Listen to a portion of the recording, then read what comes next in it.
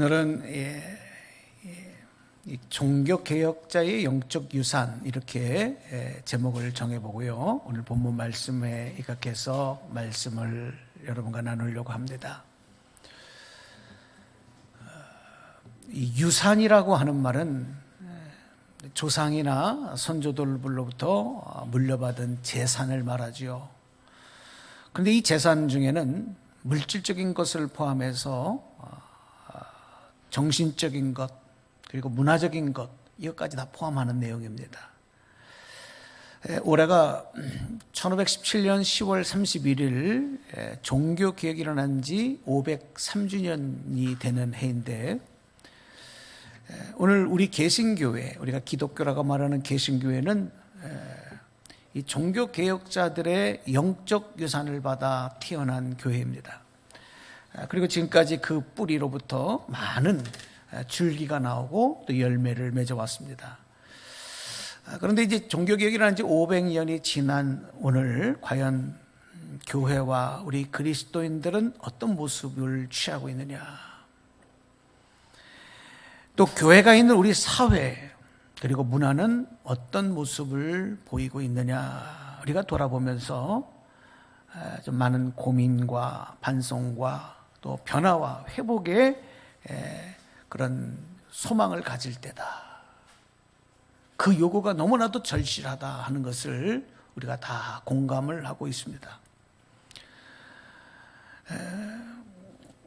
우리나라에 지금 변화되어지는 문화들을 참 많은데, 요즘 들어서 여러분 뉴스에서도 보셨습니다만은 이제 어제가 되잖아요. 10월 31일. 사실 미국에서는 이날이 헬로윈 축제라고 해서 어린이들이 귀신놀이하는 그런 축제의 날인데, 뉴스를 보니까 우리나라 특별히 이태원을 중심으로 한 이훈가에서 젊은이들에게는 이날이 그 헬로윈 축제를 즐기는 이런 문화들이 이미 깊게 자리 잡고 있었다 하는 것을 이번 코로나 방역 그 정책 그리고 그 뉴스를 통해서 우리가 다 알 수가 있었습니다.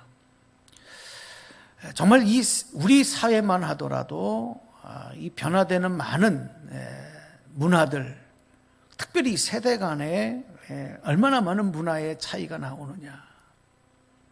우리 선조들이 물려준 정신적인 문화적인 유산도 우리가 다 잘 감당하지 못하는데, 이렇게 외국의 문화에 깊게 영향을 받고 또 거기에 움직이는 젊은 세대들의 또 그 세계는 어떤 것인가, 뭐 이런 것에 대해서 많은 고민을 하게 되는 것입니다. 여러분, 이 문화의 차이는요, 생각과 판단과 삶의 판단까지도, 삶의 방식까지도 다르게 만들기 때문에 이 문화가 다르면 서로 하나가 될 수가 없어요.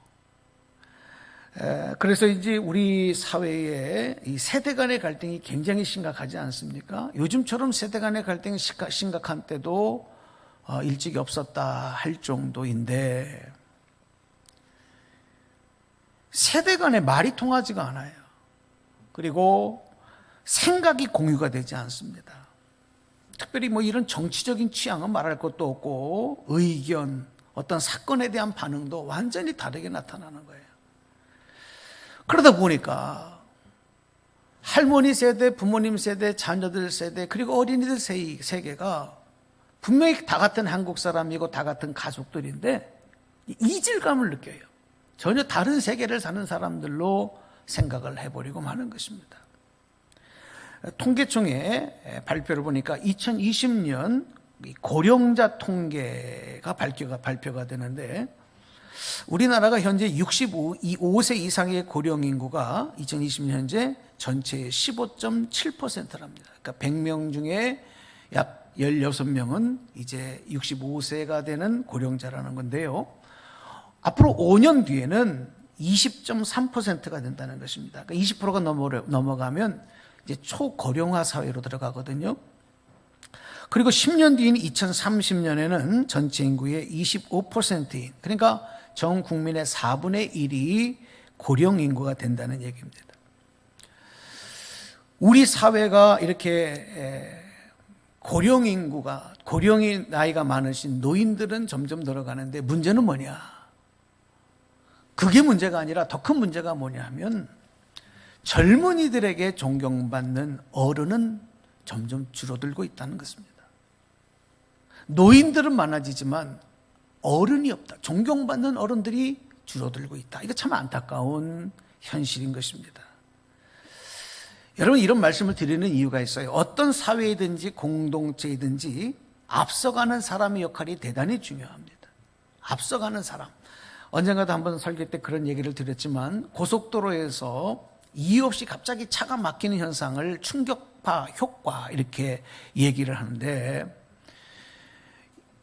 그 충격파 효과라는 거는 뭐냐면은 앞서가던 운전자가 갑자기 속도를 줄이기 위해서 브레이크를 밟아요. 그럼 브레이크 불이 들어오고 차가 멈추고 속도가 느려지면 그 뒤에 따라오는 차들은 영문도 모르게 다 같이 동시에 연속으로 브레이크를 밟게 되고 차가 속도를 늦추다 보니까 갑자기 긴 정체가 일어나는 거예요. 앞서가는 사람의 책임과 사명이 얼마나 중요한가, 뒤따라오는 사람들에게 얼마나 많은 영향력을 미치느냐, 이것을 무시하고 살 수가 없다는 얘기입니다. 그래서 우리 사회와 공동체에서 이 지도자의 앞서가는 사람들, 앞서간 세대들의 영향력, 그리고 지도자의 사명을 감당하는 이들의 그 책임 막중하다는 것입니다. 그러므로 우리가 주님의 몸된 사명을 감당해야 하는 교회도 우리 사회에서 또 역사에서 앞서가는 사람과 같은 책임과 사명을 감당해야만 되거든요.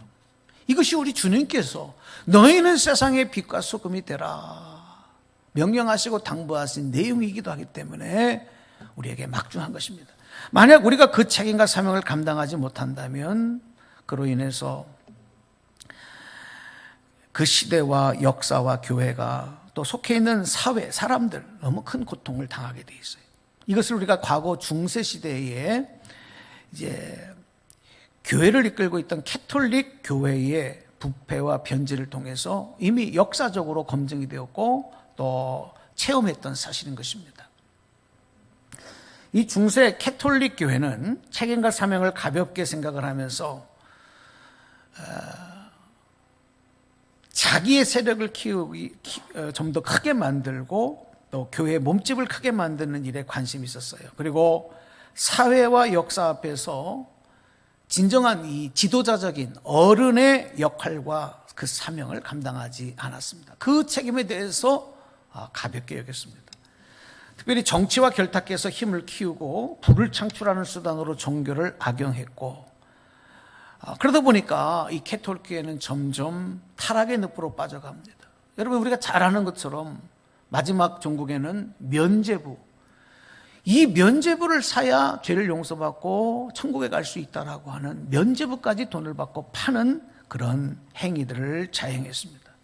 교황의 사치는 극에 달했고요, 교회는 나라 절반의 토지를 교회가 소유할 정도로 부를 축적했습니다.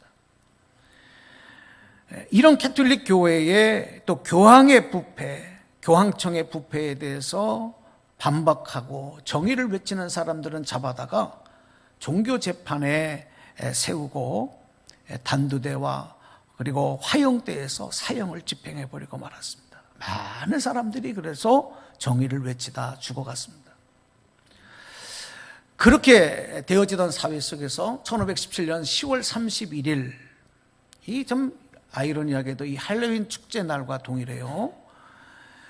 10월 31일에 독일의 캐톨릭 사제였던 마틴 루터가 이 부패한 캐톨릭 그리고 교황에 대해서 반박하는, 이 부패에 대해서 반박하는 조항을 95가지 95개 조항을 적어서 독일 비텐베르크 대학 교회의 정문에 붙입니다. 이것이 도화선이 됩니다. 그래서 종교 개혁의 불씨가 확산이 되었고, 그 결과로 오늘날 개신교회, 오늘날 기독교라고 부르는 프로테스탄트가 이제 탄생하게 되는 거예요. 그리고 오늘 우리가 그날을 종교 개혁일로 또 기념하고 그 영적 유산을 다시 한번 되새겨보고 있는 것입니다. 벌써 503년 전에 이 마틴 루터는 시대와 역사와 하나님의 구원의 역사에 새로운 전환점의 역할을 한 우리의 영적 지도자였고, 또 그 시대 그리고 역사에 진정한 어른의 역할을 했다. 어떻게 나가야 할지 방향을 잡아주었다.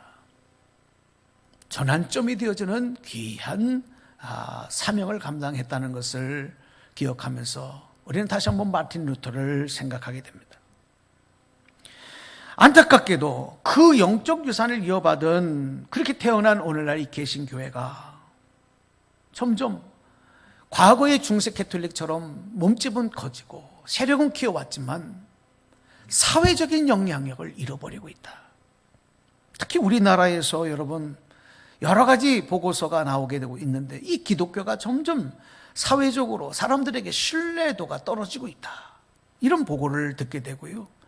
더 안타까운 것은 젊은이들에게는 그게 더 심하게 나타나고 있다는 그런 기사들과 그런 보고가 쏟아져 나오고 있습니다.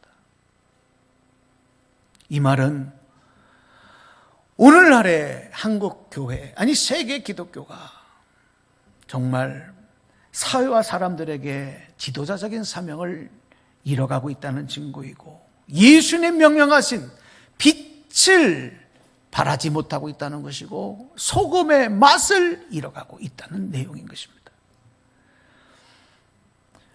어쩌면 더 이상 어른의 대접을 받지 못하는 노인의 모습만 취하고 있는, 몸집만 불려져 있는, 역사만 깊어져 가는 이런 모습을 취하고 있는 것은 아닌가 하는 생각도 해보게 됩니다. 엄청난 변화의 쓰나미가 우리를 덮치고 있는 이때에 우리 기독교와 우리 교회와 성도들은 우리 스스로의 개혁과 변화를 위해서 정말 고민하고 결단하는 노력이 필요합니다. 503년 전에 마틴 루터가 비텐베르크 성당, 그 교회 정문에 59개 조항에 달하는 그 반박문을 내건 것을 기점으로 해서 전 유럽의 천주교의 개혁의 열기가 이제 다시 불이 붙게 되었고, 그리고 이 종교 개혁이 일어나며 프로테스탄트가 일어나기까지 마틴 루터가 얼마나 많은 고민을 했겠습니까? 자기에 앞서서 죽어간 수많은 종교 개혁자들의 죽음을 보았어요. 그리고 바위처럼 산처럼 큰 당시에 누구도 정말 대항할 수 없는 강력한 힘을 갖고 있었던 로마 캐톨릭과 교황청, 교황의 권위에 도전한다는 것은 이건 스스로 죽음을 자청하는 일과 같습니다. 그럼에도 불구하고 마틴 루터가 이런 95개의 반박문을 내걸 수 있었던 것은 바로 그가 붙잡은 말씀 때문이었습니다.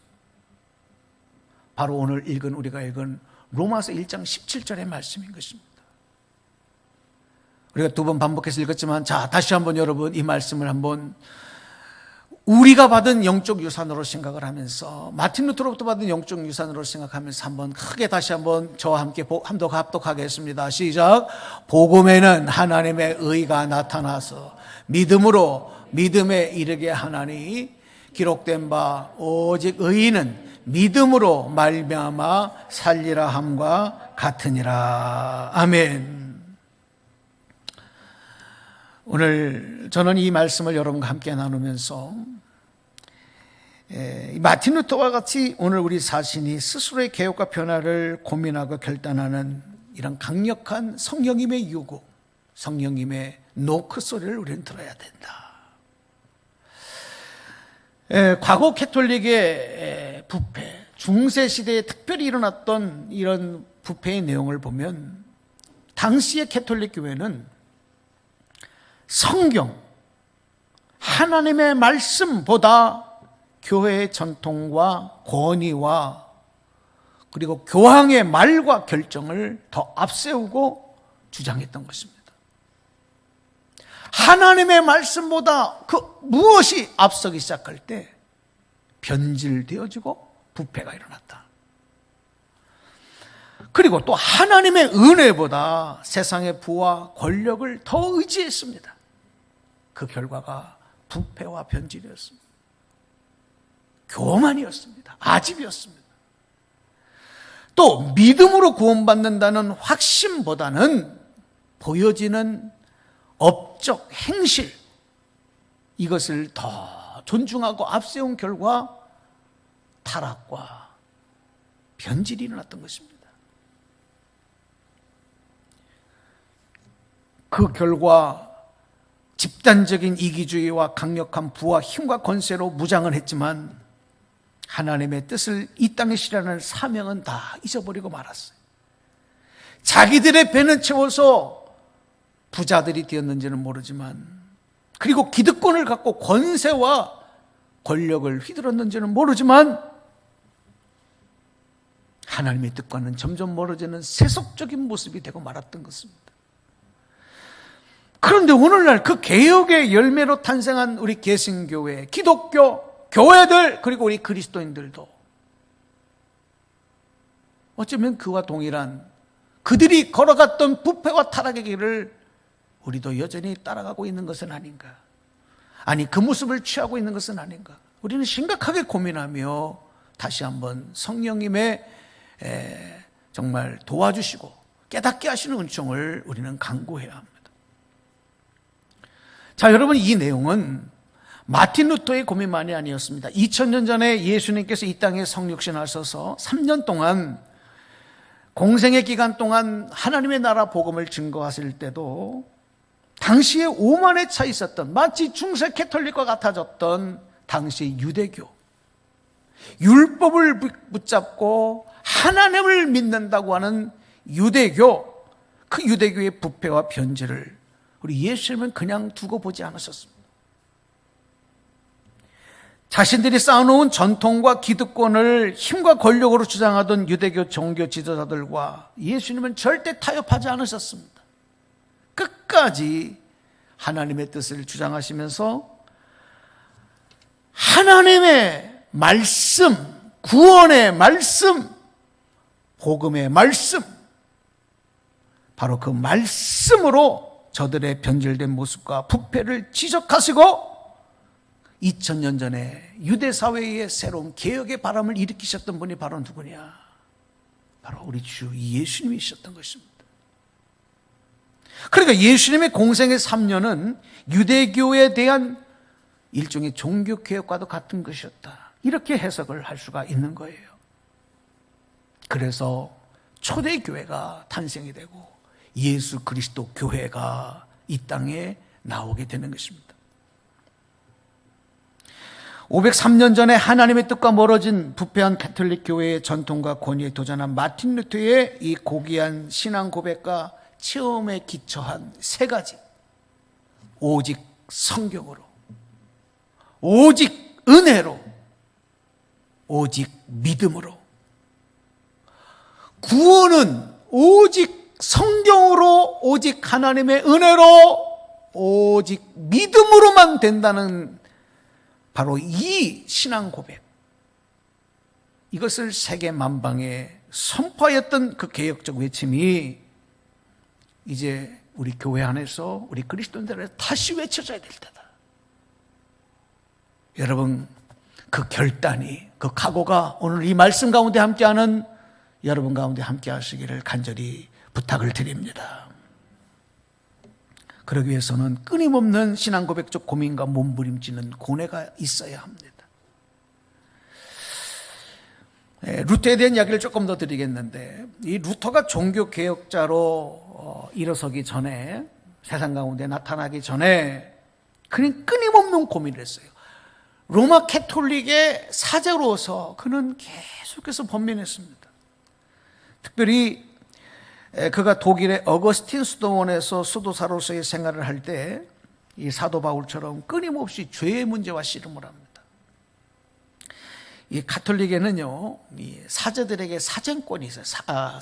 사죄권, 그러니까 죄를 용서해주는 사죄권이 있는데, 그러니까 사람들이, 성도들이 죄가 있을 때는 그 죄를 용서받기 위해서 신부에게 찾아갑니다. 그리고 고해성사를 요청을 하는 거예요.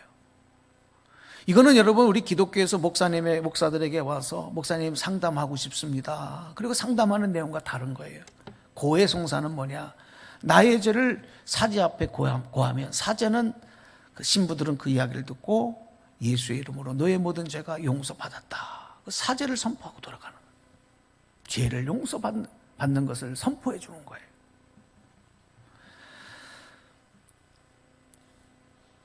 따라서 마틴 루터는 수도원 생활을 하면서 마음속에 스며드는 악한 마음이 생길 때마다 그는 고해성사를 반복해서 했습니다. 그리고 그때마다 사제 선포를 받고 돌아왔어요. 얼마나 마틴 루터가 자주 고해성사를 요청했는지 마틴 루터에게 좀 몰아서 와라, 좀 더 큰 죄의 제목을 가지고 와라, 이렇게 요청할 정도로 자주 고해성사를 요청했다고 합니다.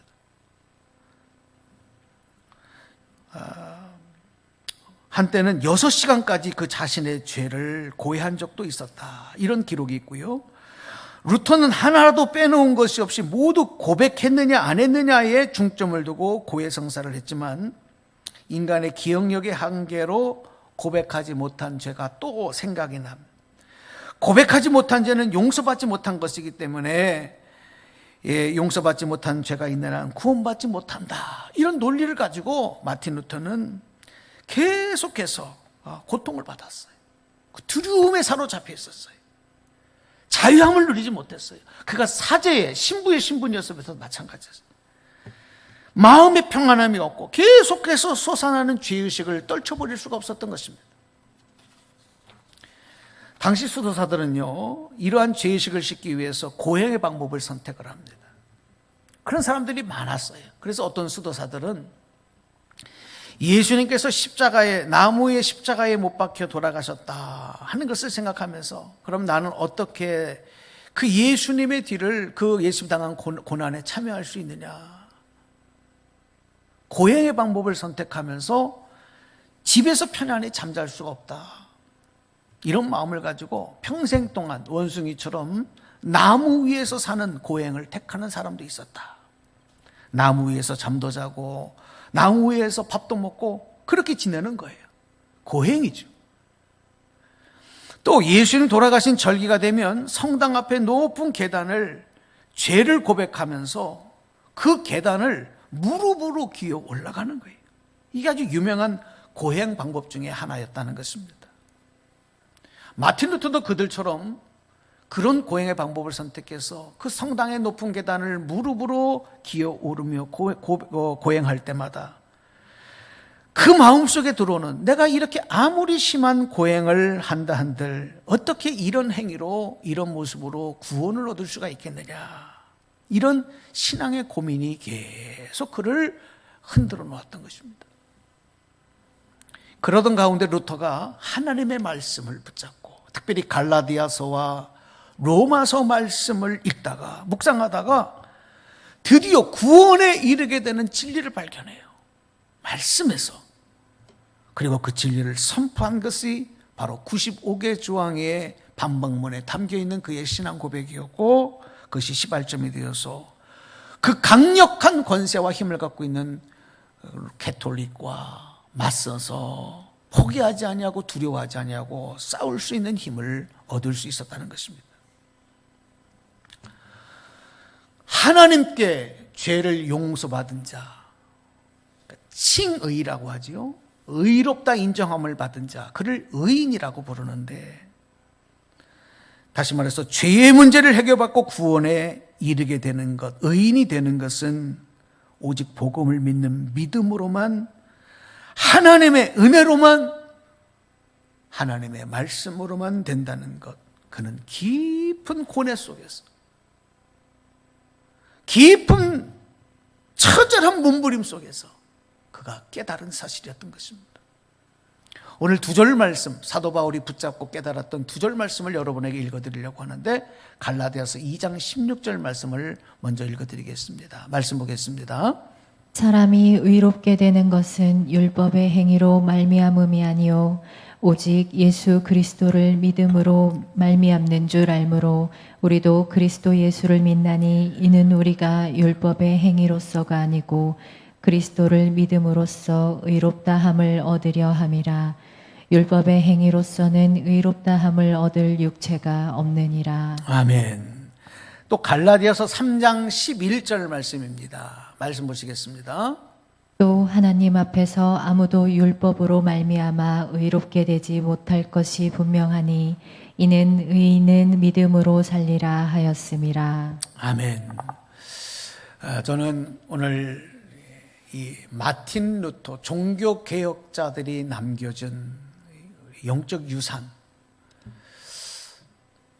세상에 우리 조상이나 우리 선조들로부터 받은 많은 유산보다도 정말 우리가 포기하지 말고 잊어버리지 말아야 할 이 영적 유산이 무엇이냐, 여기서 한번 우리가 초점을 맞춰서 여러분과 말씀을 나누면서 다시 한번 여러분에게 강조하고 있는 것은, 우리가 어떤 잘못에 대해서 또 어떤 개혁이나 반발을 하기 이전에 루터처럼 내 자신의 신앙 고백이 얼마나 하나님 앞에 올바로 서 있느냐, 오늘 여러분의 신앙이 얼마나 말씀 앞에, 하나님의 은혜 앞에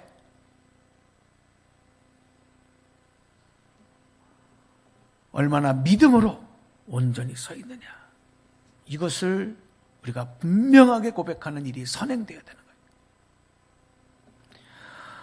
무엇이 진정으로 하나님이 기대하시는 선두의식이고 개혁적인 모습이냐? 우리는 개혁을 외쳤던 사람들의 그 비하인드 스토리, 비하인드 라이프의 삶을 볼 때 입으로는 개혁을 외쳤지만 실질적으로 자신들부터 개혁되지 아니하는 모습들, 이 때문에 얼마나 많은 실망을 하는지 몰라요. 오늘 마틴 루터의 편을 빌자면, 하나님 앞에 진정으로 아름다운 인생은 오직 믿음으로, 오직 은혜로, 오직 말씀으로, 오직 말씀으로, 오직 은혜로, 오직 믿음으로만 되는 인생이다. 오늘 여러분 그런 인생 되시기를 주님의 이름으로 축원합니다.